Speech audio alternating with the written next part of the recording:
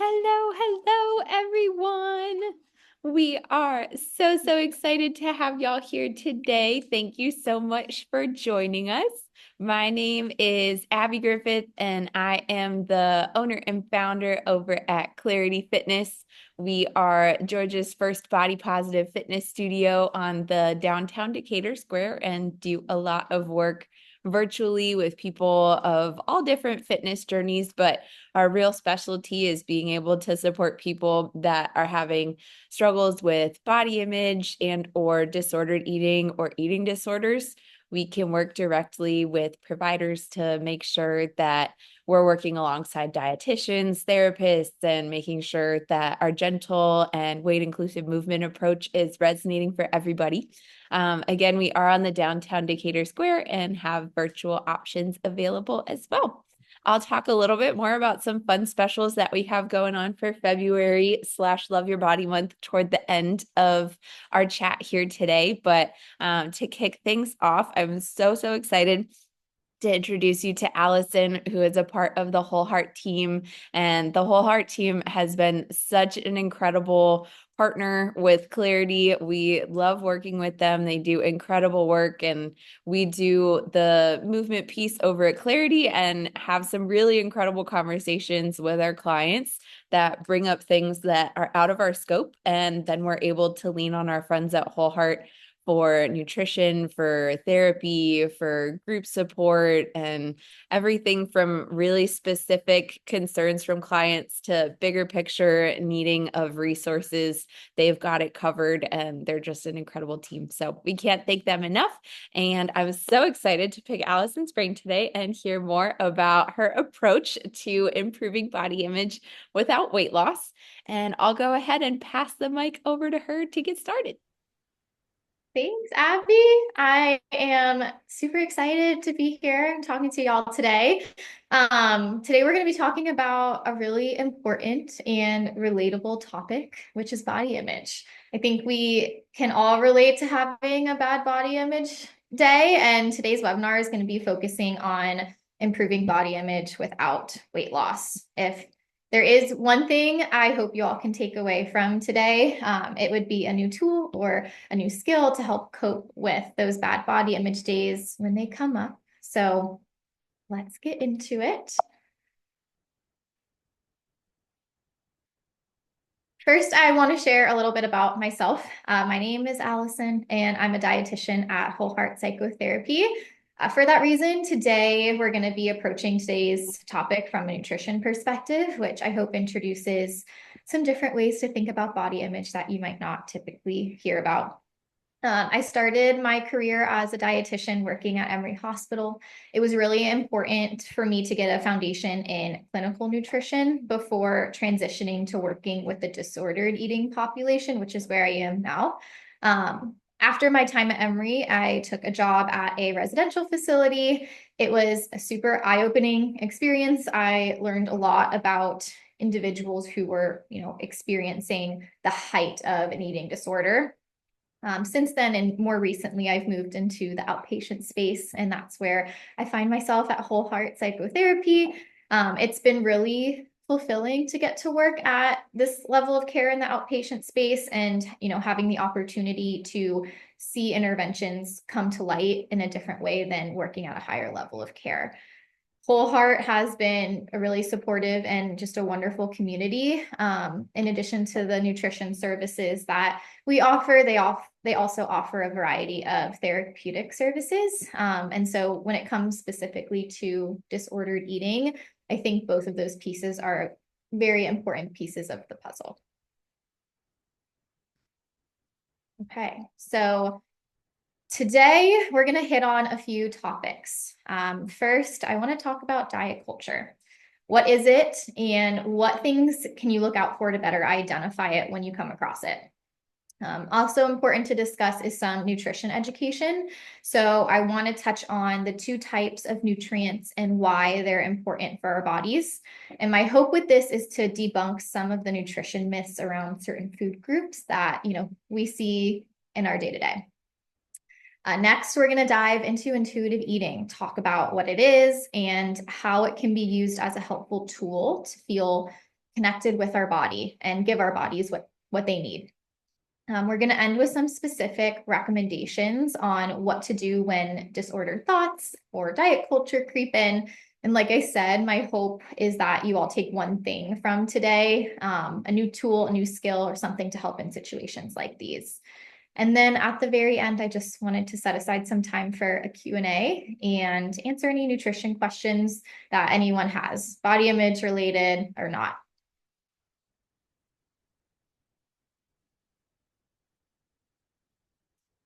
Okay, so diet culture, what is it? I found a formal definition, as you can see on the slide, of diet culture online and want to go through it because I really do think it encompasses all that diet culture means. So diet culture refers to a societal system of beliefs that prioritizes thinness as the ultimate goal of health and beauty, often equating it with moral virtue, and promotes weight loss as a means to achieve higher social status. And this can lead to negative impacts on body image and eating behaviors, often by labeling certain foods as good or bad and encouraging restrictive eating practices. So essentially, diet culture values appearance over overall well-being. And of course, this can be harmful to people of all body sizes. This can also potentially lead to negative talk. So, making negative comments about someone's weight, our own weight, someone's food choices, our own food choices. Diet culture, along with this negative type of talk, have become so normalized in modern society that disordered eating behaviors may happen without any concern. We might not even think twice when we're seeing them because they're so normalized. I listed some examples of this, but statements like, I shouldn't be eating this, or I need to go for a run after that dinner that I had. Maybe waking up and saying, my thighs are huge today, or I was so bad earlier, I had a hamburger and fries.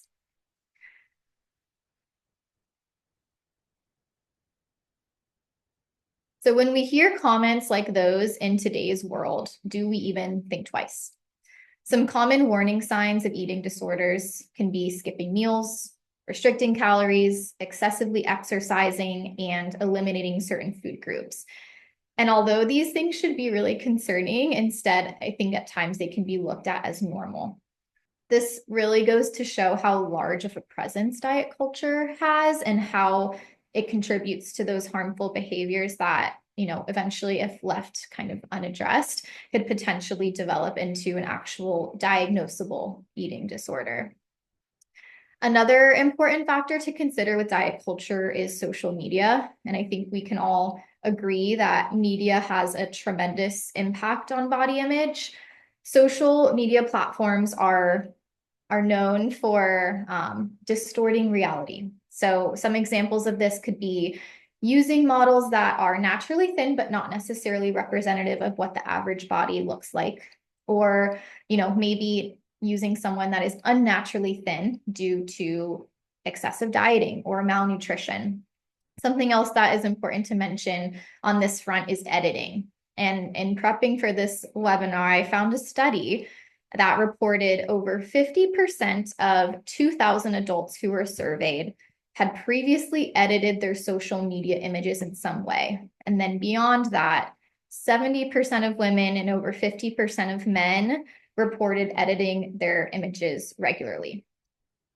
So I point this out to say, if you're seeing something on a social media feed, it has most likely been edited in some way, shape, or form.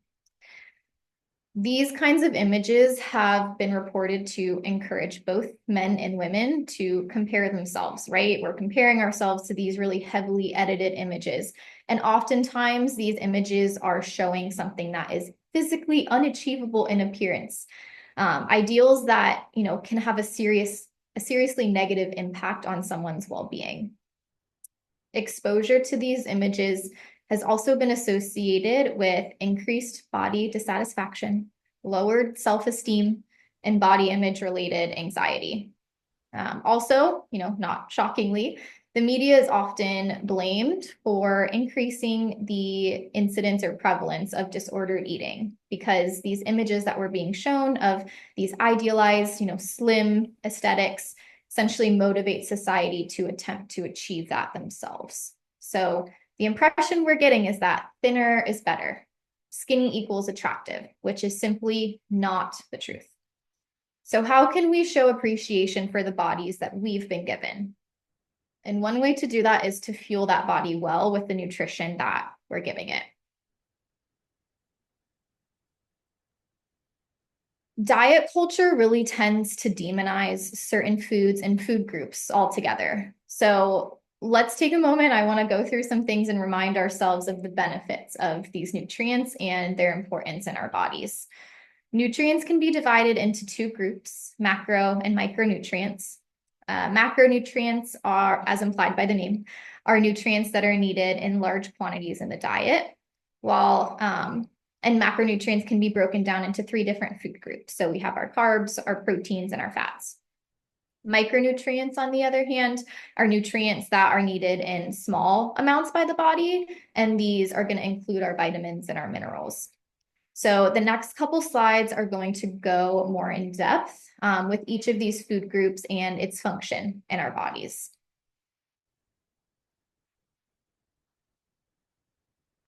So first, we'll start with carbohydrates. And this is a food that is really commonly demonized in diet culture. So foods like pasta, rice, bread, bagels, granola, these all fall in the carbohydrate category.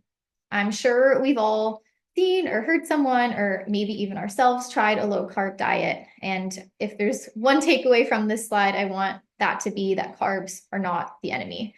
In fact, they are the main source of fuel for the muscles and for our brains.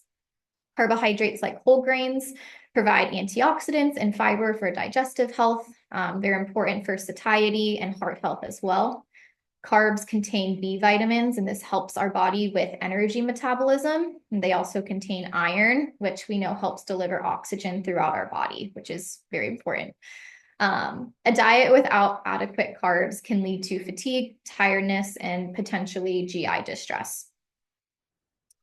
Moving on to protein. Protein is essential to our muscles, energy, skin, tendons, organs, bones. It has so many different benefits to our bodies. Every single cell in the body depends on protein.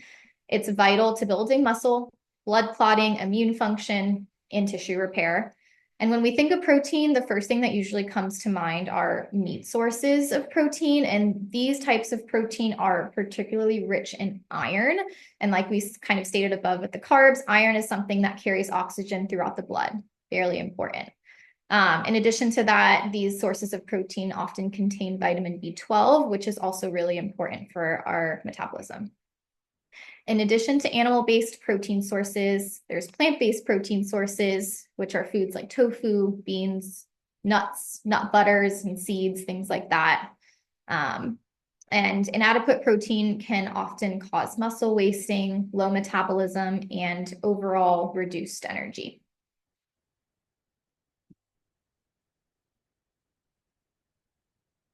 Last is fats, and this is another food group that also tends to be demonized in diet culture.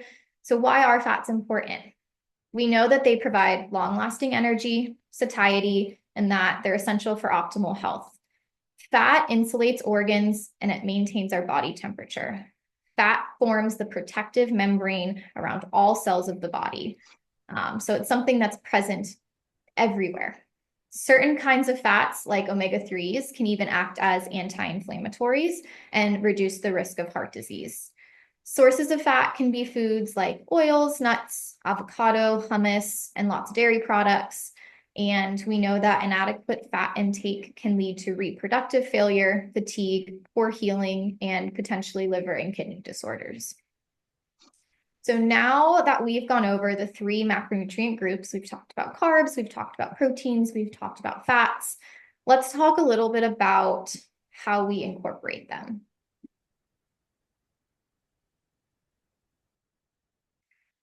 One way we can do this is using intuitive eating. So intuitive eating has really grown in popularity over the last few years. I think it's something that's more well known now. But when asked what it means, I hear a lot of people say that it means I can eat what I want when I want. And while yes, that's partly true, I don't think that encompasses all of what intuitive eating is really about.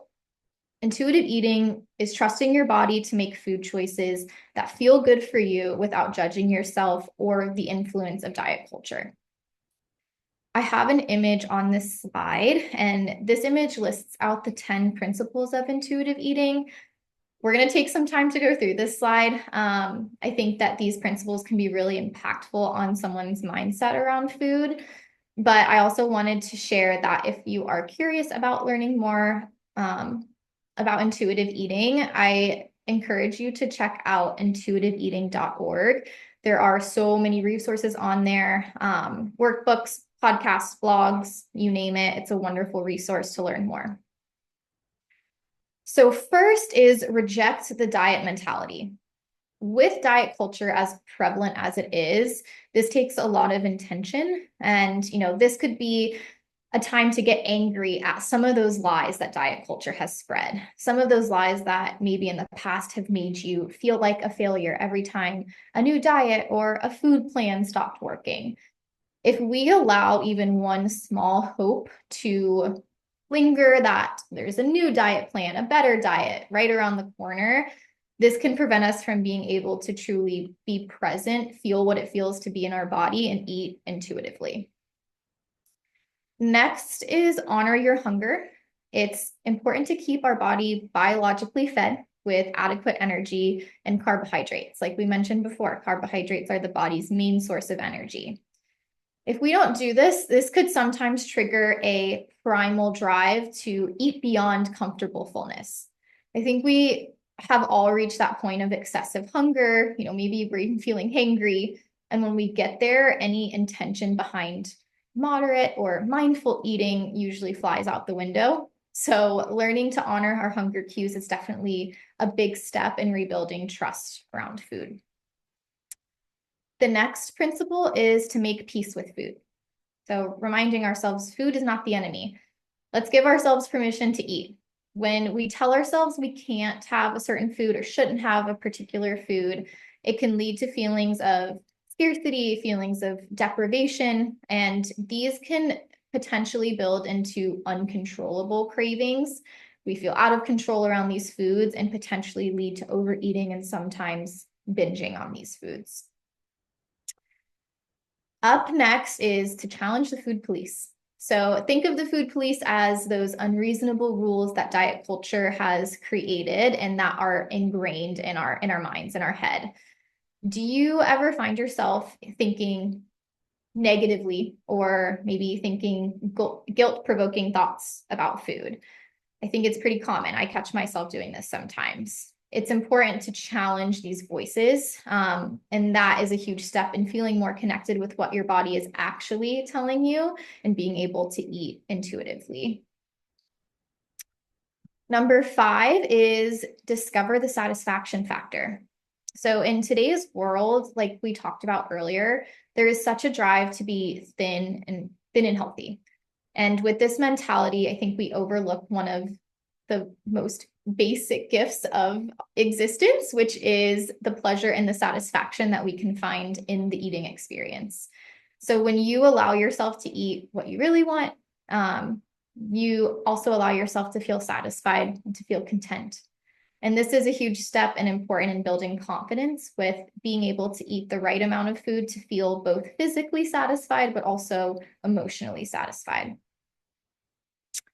Going off of that principle is the principle of feeling your fullness. So we talked about honoring hunger cues earlier, but it's also important to listen to your body for signals that tell you you're no longer hungry, right? Would you be able to identify what it feels like to be comfortably full? I think if you ask yourself that, you'll realize it's harder than you think to, put that feeling into words. So this is something that does take practice. I think at times it can be really helpful to pause in the middle of eating and ask yourself, what is my fullness level? Just to practice that a little bit more and get better at identifying and connecting with what your body is telling you. The next principle is to cope with your emotions with kindness. I'm sure we've all experienced or seen some form of emotional eating, whether it be in times of, anxiety or we're feeling lonely or maybe we're feeling bored. At the end of the day, food won't fix these feelings. And it's important to find other and kind ways to comfort and nurture ourselves. So although food might provide that comfort for the short term, we're ultimately left to deal with that root source of the emotion that we're feeling.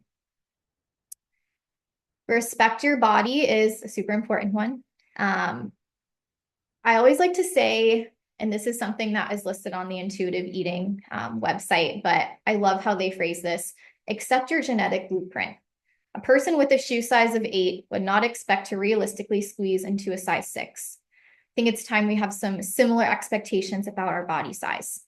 All bodies deserve dignity, and it's hard to really reject diet culture if we're being overly critical about our own body size or shape. The second to last principle is movement, and this principle deals with finding joyful movement rather than militant exercise. So this is really about shifting your focus to how it feels to move your body rather than the calorie burning effect of an exercise. And this shift in mindset can sometimes, make the difference between wanting to wake up in the morning and, get in a workout that you really enjoy versus hitting the snooze alarm because it's something that maybe you're more so dreading. The last principle is to honor your health. So this is one about making food choices that honor your well-being, your taste buds, and your culture. And doing so while also paying attention to how your body feels eating these foods. So, remind yourself that you don't have to eat perfectly to be healthy. We're not going to get a nutrient deficiency after a single meal or a single snack or a single day of eating. That's just not how our bodies work, but it's what you do consistently over time that really matters.